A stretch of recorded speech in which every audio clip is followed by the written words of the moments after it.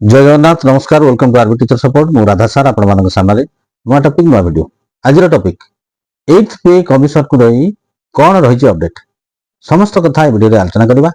Video को शेष पर्यंत देखंतु चैनल सब्सक्राइब कर नथिले सब्सक्राइब करी नोटिफिकेशन बेल ऑन करंतु जा फल रे जत्ते बेले चैनल अपडेट वीडियो आसीबो प्रथमे नोटिफिकेशन रे आपनको सूचना मिल जिवो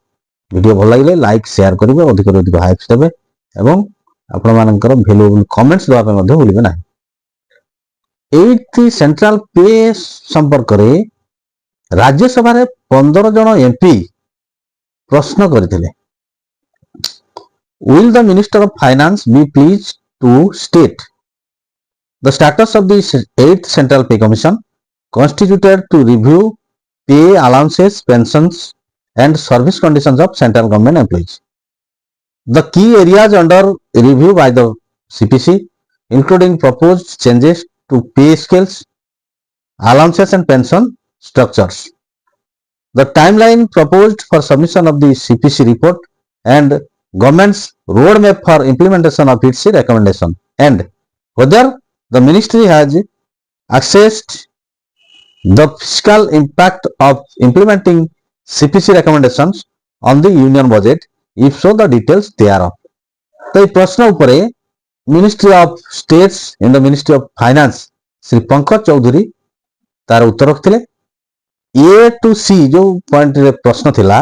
तार उत्तर से रखिले the government has notified resolution dated 3/11/2025 for constitution of 8th central pay commission to make its recommendation on the various issues like pay allowances pensions etc on the central government employees within 18 months of its constitution. Point D रो answer रखिले the fiscal impact of 8th CPC will be known once the recommendations are made by 8th CPC and are accepted by the government. तो एथरे से सूचित कले जे हमर 8th पे commission गठन होई जाचे जार नोटिफिकेशन आचे 3/11/2025 रे एवं ताकर रिकमेंडेशन आसिला परे सरकार जहा निष्पत्ति नेबे 8th CPC को 18 मास समय दिया जाई छि ताकर रिकमेंडेशन प्रस्तुत करिया पे आजर वीडियो रे आउरी दुईटी इंपोर्टेंट पॉइंट उपरे मध्ये हम आज आलोचना करिबा. गोटे होची कोन ना इंटरियम रिलीफ आ गोटे होची फिटमेंट फैक्टर ये दुईटा कथा 8th सेंट्रल पे कमीशन रो कोन रहिछि आमे ताको आलोचना करिबा. प्रथम कथा जो आसिला इंटरियम रिलीफ ये इंटरियम रिलीफ ता कोन ताको हम आगे जानिबा. Interim relief means temporary extra money given to the government employees when there is a long delay in implementing a new pay commission. अर्थ होची जे गोटे नुआ कमिशन लागू करिबारे विलंब हेले सेई जो पीरियड सेथि पई सरकार इंटरियम रिलीफ देइथांती 1/1/2026 ठारू 8th पे कमिशन लागू होबा कथा किंतु 3/11/2025 रे 8th सेंट्रल पे कमिशन रो नोटिफिकेशन आसिला एवं तार कमिटी रो मेंबर मध्ये नियुक्ति दिया गला एवं से कमिटी के 18 मास समय दिया गला. तो ये जो 18 मास समय दिया गला 1/1/2026 ठारू ये कमिटी रो रिकमेंडेशन आसिकी गवर्नमेंट लागू करिया पर्यंत जो समयटा रही छि एई समय रे सरकार चाहिले इंटरिम रिलीफ दे परिबो. 7th पे कमिशन रे इंटरिम रिलीफ दिया जाय नथिला 8th पे कमिशन रे समिति दिया जीव कि नाही किछि स्पष्ट करा जाय नाही. एम्प्लॉइज यूनियन माने डिमांड करिसंती जे 8th पे कमिशन रे इंटरिम रिलीफ 20% दिया जाऊ. 3/11/2025 रे 8th सेंट्रल पे रो 3 जणिया कमिटी गठन हला. से कमिटी गठन होबा ठारू आज पर्यंत 4 मास परे हे गलानी. तो वर्तमान पर्यंत कमिटी रो कोनोसी रिपोर्ट आ रिकमेंडेशन आसी नाही.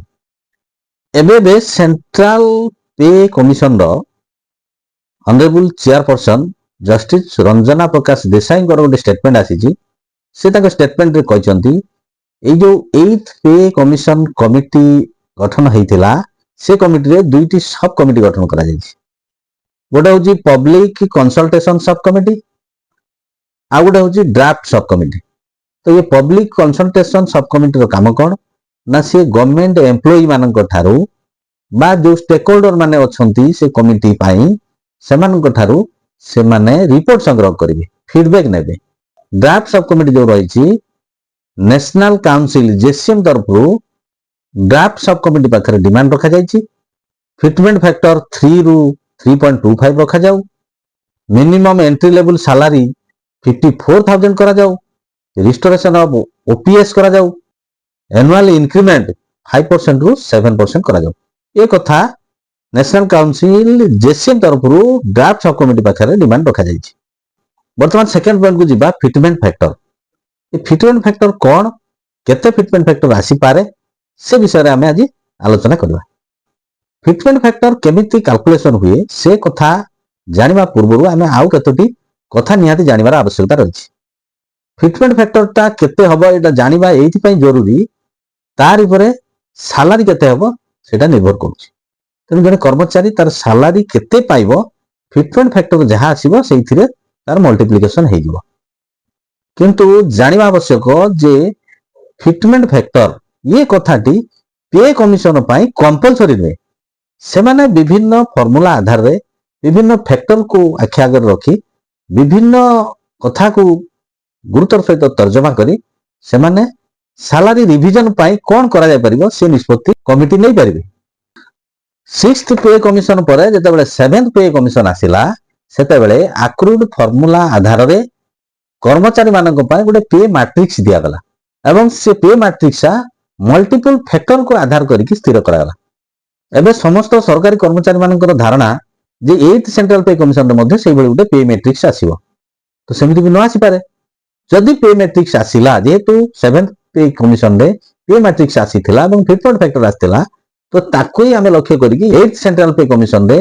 सेही फिटमेंट फैक्टर एवं पे मैट्रिक्स आसीबार संभावना रहिछि बोले आमे कहउछन्ती किंतु गोटे कथा निश्चित जे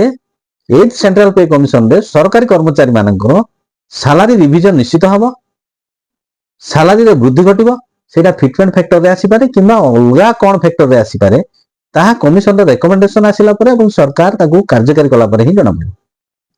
1/1/2026 सुधा 7th पे कमिशन अनुसार आरंभ सैलरी केते थिला ना 18,000 टका थिला पीए केते हेतिला ना 58% हेतिला तो से 1/1/2026 सुधा विदाउट प्रॉफिट एंड लॉस रे फिटमेंट फैक्टर केते रे पहुंच जाइतिला ना 1.6 रे पहुंच जाइछि ए जो बेसिक सैलरी स्थिर करा जाइछि 7th पे कमिशन रे सेठी गुटे एम्प्लॉय रो 3 जणिया परिवार बा 3 जणिया फैमिली मेंबर को नै स्थिर करा जाइछि वर्तमान एम्प्लॉयज एसोसिएशन माने डिमांड करछन्ती सेटा 5 जणिया मेंबर ऊपर कैलकुलेशन करा जाय 5 जणिया मेंबर ऊपर जदी ए फिटमेंट फैक्टर कैलकुलेशन करा जाय ताहले केते बढ़िबो वर्तमान जणे एम्प्लॉय जति की सैलरी पाउची तार 0.7 टाइम्स सैलरी बढ़ी जिवो तो वर्तमान 1.6 फिटमेंट फैक्टर होउतला 0.7 ऐड हे जिवो तो से केते रे पहुंच जिवो ना 2.3 रे पहुंची वाला फिटमेंट फैक्टर जोटा कि तार मिनिमम सैलरी हे कि पहुंच जाउची सेथिरे पुणी कोन ना ग्रोथ बा हाइक रहइबो ग्रोथ बा हाइक कोन पाई रहइबो ना मार्केट रो इन्फ्लेशन जदि ए ग्रोथ बा हाइक कथा मिनिमम 25% रखा जाए और मिनिमम 25% हुए ताहले केते बढ़िबो ना 0.57 टाइम्स बढ़ी जिवो तो फिटमेंट फैक्टर ता केते पड़ेबो ना 2.87 को पड़ेबो जे एई फिटमेंट फैक्टर ऊपर जदि हमें देखिबा ताहले जो एम्प्लॉइज टी 18,000 सैलरी तार आरंभ सैलरी रहिछि तार आरंभ सैलरी 8th सेंट्रल पे कमिशन रे केते 51,660 रे पहुंची जिवो विभिन्न सरकारी कर्मचारी एसोसिएशन माने दाबी करूछन्ती जे फिटमेंट फैक्टर ता 3.0 रु 3.25 मध्य रे रखा जाऊ एथि पई 8th सेंट्रल पे कमिशन रो जो कमिटी रहिछि से कमिटी तार रिकमेंडेशन रे कोन स्थान दउचन्ती ता ऊपर ही सब कथा निर्भर करूछि फिटमेंट फैक्टर आसीबो कि अन्य किछि कथा आसीबो सैलरी रिविजन केते हबो वर्तमान रो मार्केट रो सिचुएशन अनुसार फिटमेंट फैक्टर मध्य सेही लेवल को जीवार आवश्यकता रहिछि आशा कर वीडियो आपण माने इन्फॉर्मेटिव हेतिबो चैनल टी सब्सक्राइब करन नथिले सब्सक्राइब कर नोटिफिकेशन बेल ऑन करंतु जहा फळे जत्ते बेले चैनल अपडेट वीडियो आसीबो प्रथम नोटिफिकेशन रे सूचना मिलियो वीडियो भल लागिले लाइक और शेयर करिया पे भूलंतु नाही अधिक रु अधिक शेयर करंतु अधिक रु अधिक हाइप दियंतु परवर्ती वीडियो पर्यंत रहउछि नमस्कार बंधु उत्कल जननी।